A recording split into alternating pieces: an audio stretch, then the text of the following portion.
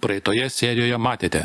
Sunku patikėti, kad yra įmanoma kažką padaryti, kai tu turi tik laidinį telefoną ir realiai nieko daugiau. Reikia ne bus daugiau, o bus dar. Tai trumpiau ir geriau skamba. 20 neimsim, mes paimsim tik 10 000. Tai kur man kišt likusius 10 000? Aš būčiau, aišku, ko gero, labai stipriai nukentėjęs, galbūt ir paskui pakastas po velėną ir mažą kakų. Ar buvo tokių komiksų, kurie turėjo pasirodyti antrame žurnalo numeryje, buvo atspausdinti laikraštyje? Nebuvo. Nenaudojau, nes dėl to, kad vis dar turėjau vilčių, kad man pavyks išleisti ir antrą numerį, nes to laikraščio projektų būtent rėmiausi, tikėdamasis, kad galbūt šitas man kažkaip padės įsisukti. Aš tik vėliau sužinojau, kad iš rimtų leidėjų, kad norint užsimti leidybą, tai turi turėti pinigų ne vienam numeriui, o keliems į priekį, nes pinigai sugrįžta pakankamai negreit iš to. Taip, kad neturint pinigų yra sudėtinga kažką pradėti ir labai rizikinga. Kodėl žurnale buvo komiksas apie radijo stotį M1? Jo, nes mes su M1 buvom sutarę, kad ir jiems reklama bus, nes susitarimas turėjo būti ilgalaikis, jie būtų mūsų reklamavę ilgai. Taip, kad jeigu kažkas kažkur rašo, kad kažkokie galėjo būtent tai ankstyvam periode kliuviniai, finansiniai ar kas dar kažkas. Komiksų istorijos, lietuviškos istorijos tyrinėtojai gal ne visiškai teisingai kartais interpretuoja kai kurios dalykus. Viskas iš tikrųjų beveik buvo savo vietose, išskyrus tai, kad mane ten taip stipriai Lietuvos spauda išdūrė.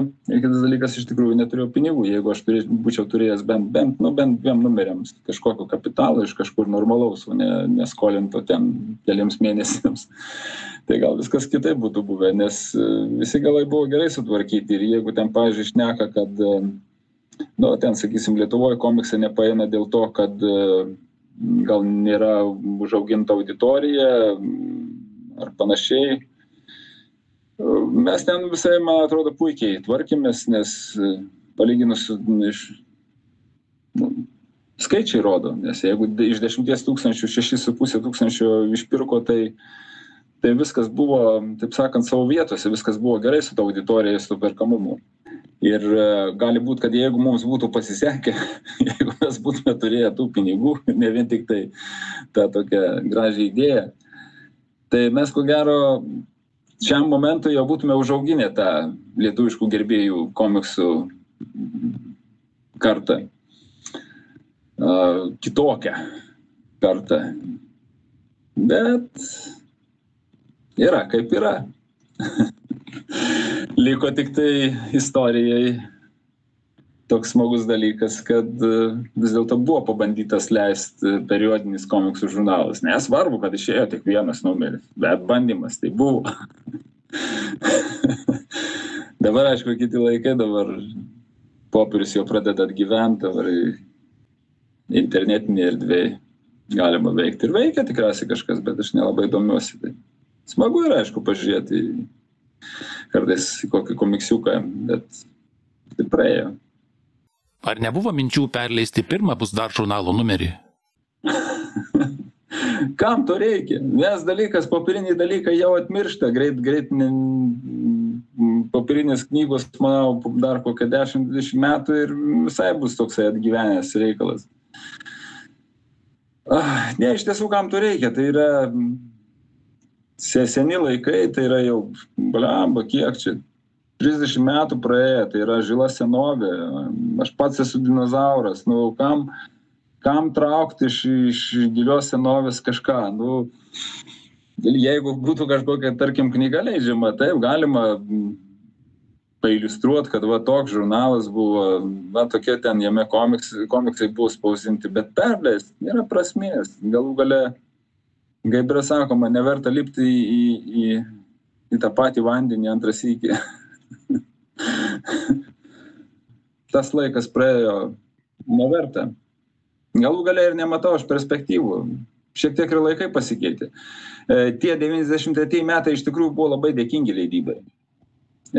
Tada dar buvo ir dideli tiražai, ir žmonės ir sklaidė, ir vartė, ir žurnalus, ir čia, tai kokie tiražai buvo. Dabar tokių tiražų nei knygų, nei, nežinau, nei ko gero, nei laikraščių nėra. Tai buvo labai dėkingi laikai ir jeigu man būtų pasisekę tada, tai dabar Lietuva turėtų savo lietuviškų komiksų kokį tai centrą ar dar kažką.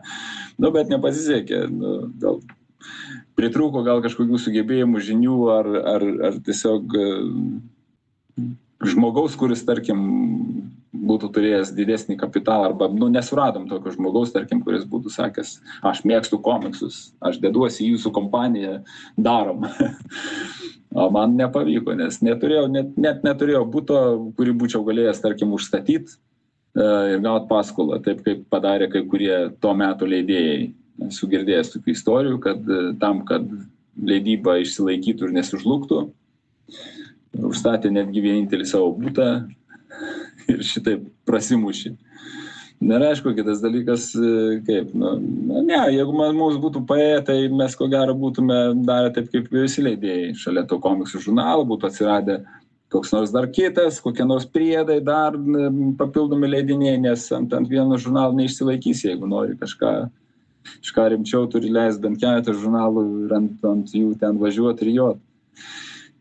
Ne, tai yra praeitis, tai yra smagi praeitis. Smagu yra prisiminti, kaip viskas buvo, ne viską galiu pasakot, dar senaties terminai nėra praėję. Visų kuriozinių istorijų. Galų gale galbūt ne viską detaliai ir atsimenu. Linksmų ten dalykų buvo. Ar buvo minčių su žurnalo idėja nueiti pas kokį nors leidėją? Čia visiška nesąmonė.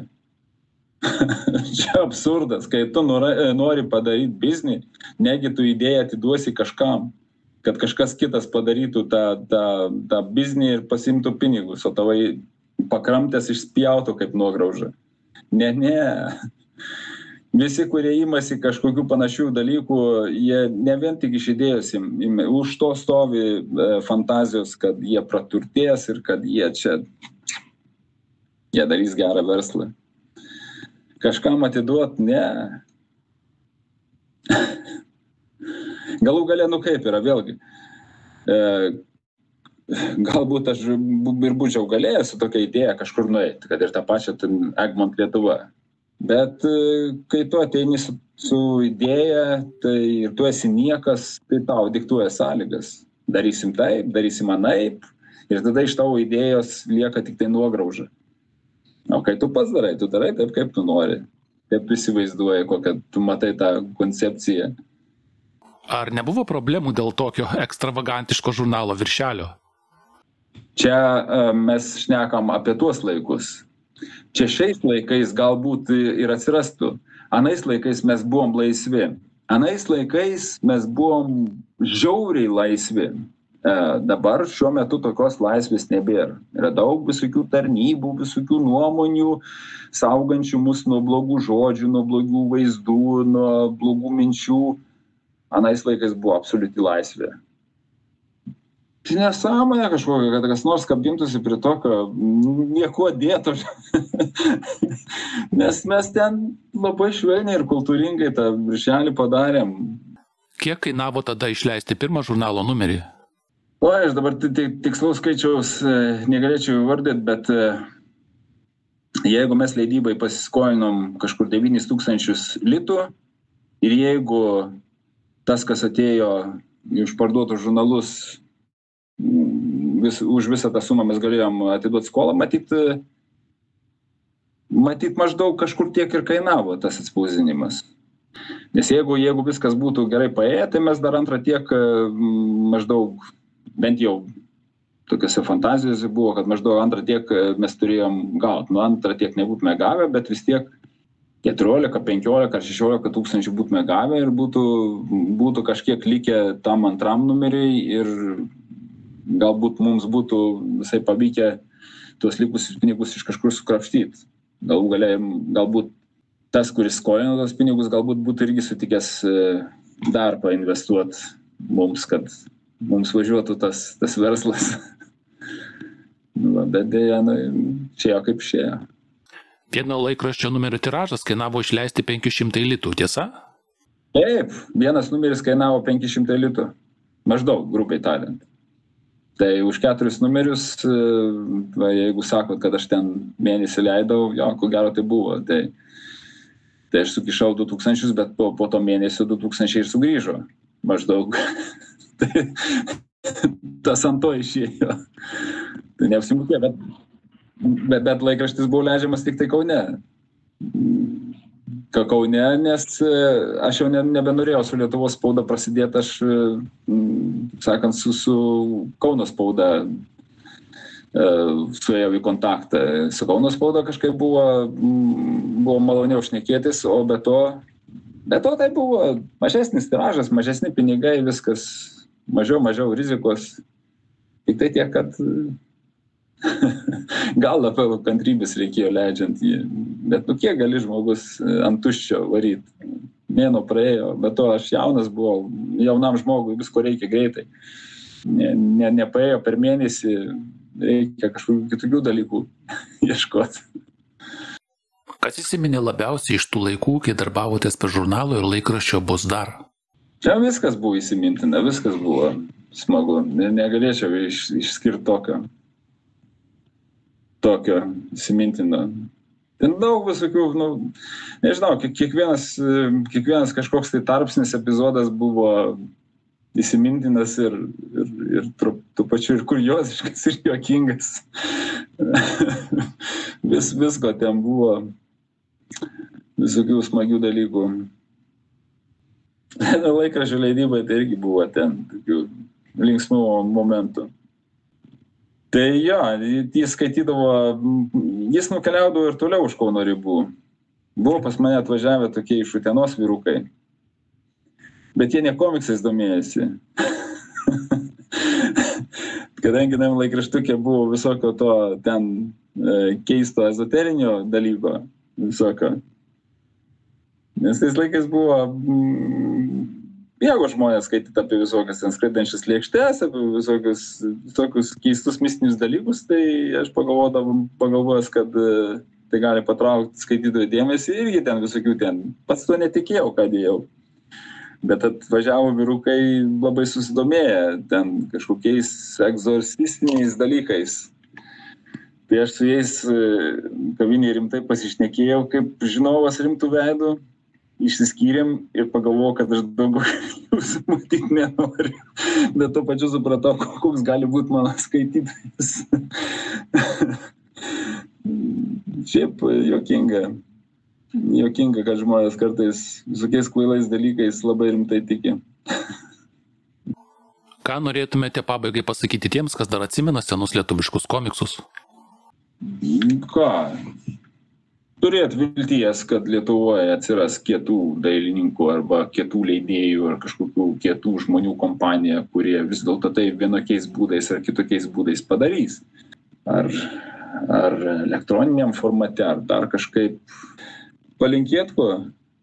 Nežinau. Aš galvočiau, kad norėčiau palinkėti visiems kūrėjams, nekurkite šlamšto, nepaišykite šlamšto. Nekurkite siužetų neįdomių, banalių. O skaitytojams, jeigu kažkas yra parduodama, tai stenkitės nusipirkti, nes tas, kuris kuria, jam būtinai reikia, kad sugrįžtų pinigai. Bet visi kažkodėl nori nusibombinti. Vėl tai pasiimti. Visi dar gyvena kažkokiam, nežinau, tarybinių laikų amžiuje, kad tik kaip nors gavus ką nors veltui ir kad tik kaip nors kam nors niekam nesumokėjus, kad tik ką nors už ačiū gavus. Taip nebūna. Už viską mes mokam, visus reikia vertinti ir tikrai yra vilties, kad ir ta Lietuva turės tus ir galų gale aš kalbu, kad jau ir turi tos lietuviškus komiksus, ką aš išneku čia, nesąmonė, be abejo, kad jos turi. Aš tai paprasčiausiai tuo nesidomiu dabar. Be abejo, yra pripaišyta daug gerų dalykų ir gražių istorijų. Taip, kad gal čia taip aš kategoriškai pasakiau, o tie, kurie kategoriškai numoja lietuviškus komiksus ranka, tai jie neteisūs. Viskas gerai, čia su mumis yra. Jei po šio video pasirodymo pas jūs ateitų koks nors žmogus su apvalia sumele pinigų, ar būtų dar įmanoma išvysti kokį nors neišleistą Bus dar žurnalų numerį? Taip nebus. Nieks neateis su pinigais. Taip nebus su jokia apvalia sumele, niekur ir niekada. Tikrai aš jums sakau, nes aš esu turėjęs ir po šito žurnalo ir kitą bandymą. Tikrai ne, nes nėra pasaulyje kvailių, kurie mėtytųsi pinigais. Ne, neatsiras tokių. Galų gale kam? Ir aš manau, Lietuvoje daug visokių kietų bičių, naujų, jaunų, kurie ir daro. Mano laikas jau praėjo, viskas. Ten aš jau nebesugrįšiu. Komiksų žurnalas Bus dar galėjo turėti ilgą ir spalvotą savo istoriją. Gaila, kad taip neatsitiko. Ir mano fantazijoms apie Bus dar žurnalo atgaivinimą nelemta išsipildyti. Todėl reikia nusimti rožinius sakinius ir visų pirma pasakyti pačiam savo, kad ir kaip man nesinorėtų, deja, bet nebebus dar. Noriu padėkoti visiems dailininkams, kurie paliko savo pėdsaką Lietuvos komiksų istorijoje, ir noriu pagerbti tuos, kurių nebėra tarp mūsų. Jūsų kūryba nebus užmiršta. Ačiū jums visiems. Ir užbaigti norėčiau eilėmis, kurias parašė mano giminaitis ir kurios čia, manau, puikiai tinka. Mano žodžiai ant popieriaus lapo, vėjo gūsiais tolyn nuplasnos, gal nebus niekam jie reikalingi, kaip degtukų liepsna suliepsnos, ir nupūs tik tai pelenus vėjas, nušiurens, kaip lapus išbarstys. Nors tiek jausmo į jos aš įdėjau. Šios eilėraščius mano širdis. Tai ačiū, kad pažiūrėjote, palikite atsiliepimą, ką galvojate apie šį mano naują formatą ar apie šį dalinimą serijomis. Didelis dėkui Pranui Šarpnickiui, kad sutiko pasidalinti savo istoriją, be jo šio vaizdo įrašo tikrai nebūtų. Taip pat dėkoju, kas prenumeruojatės mano kanalą YouTube, ir mano Patreonams dėkoju, didelis dėkui jums. Ačiū, kad mane stebite, kas rašote komentarus, kas laukite naujų vaizdo įrašų, dėkui jums visiems ir iki kitų susitikimų, draugai. Ate. Tai va, tai tokia ta komiksų ta istorija. Bet galiu pasakyti, kad ko gero jūs esat pirmas, kuris mane susiradot ir taip atkakliai bandėt mane prašnekinti. Nes visi, kurie rašė per 30 metų apie lietuviškus komiksus ir ten knygas ir straipsnius, mokslinius ir visokius darbus, nieks man nepaskambino, nieks man neparašė, nieks nepaklausė, o kaip vis dėlto ten buvo? Papasakok. Tai va, tai čia galima taip gana iš tos komiksų istorijos tyrinėjimo pusės pasižiūrėti, kai žmonės skaito straipsnius apie tai, kokia čia ta lietuvių komiksų istorija, tai reikėtų turėti omeny, kad ko gero nemaža dalis tikrosios istorijos yra kažkur už, nes norint kažką parašyti, reikia dirbti. Reikia surasti žmogų, kuris kažką darė. Bet o kam jo ieškoti, jau galima nuėti paprastesniais kokiais nors keliais. Kažką parašyti, panalizuoti ir padaryti savo išvadas. Galbūt ne visiškai kartais teisingas.